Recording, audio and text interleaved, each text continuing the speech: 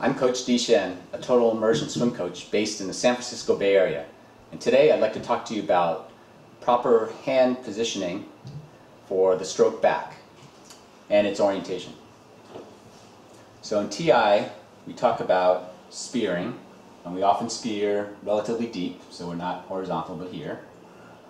And as we relax our fingers, our palm is already starting to face backward. So what we want to do is, as we stroke back, we want to keep that palm facing back the whole way, 90 degrees perpendicular to the direction of motion. And when we get to the end, it sort of looks like that.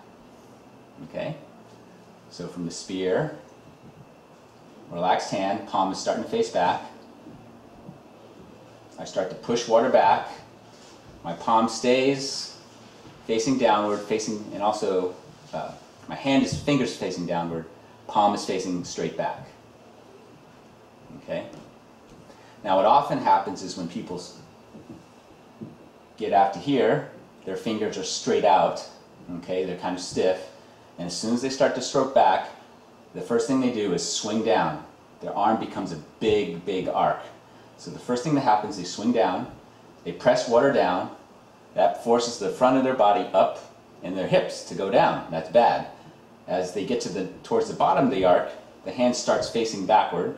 So now they're starting to contribute to forward motion. And as soon as they get past about here, their palm is still stiff as a board, but now they're pushing water up, which also then takes your hips down. Okay, so we don't want that. We don't want you to stroke.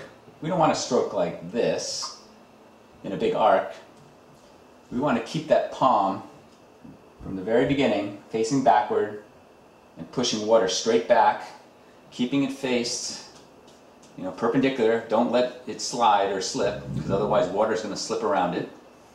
Keep it facing back, perpendicular to the direction of motion, and push that water straight back. Okay, and when you get to here, that palm is now bent that way. Okay, still against that.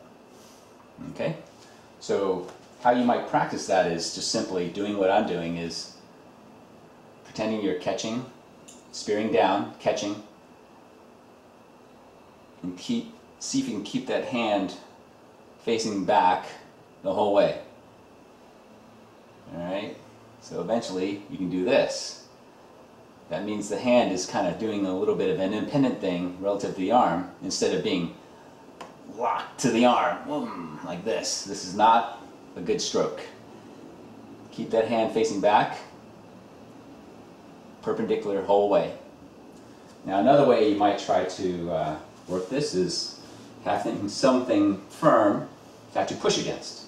So let's say it's some kind of sofa or a cabinet, something that won't move. So you can put your hand in front of it and then walk like this, pretending that you're stroking back. Okay? And this surface helps maintain the proper orientation of your hand relative to pretending what are you pushing back. So again, you can kind of do this and this and do this until you can get it. Then you can move away from it and see if you can get that right motion. Now, when you get more advanced, you can start the early vertical forearm, because then you can start spearing more horizontal. Get that elbow on top, and as the hand comes down here first, that's the first move. Now, not only do I have my hand facing that way, I've got my forearm. So now what happens is I can use this whole surface here to push water back till about here, and then I don't have no choice but to then release that and use my hand for the rest of the way.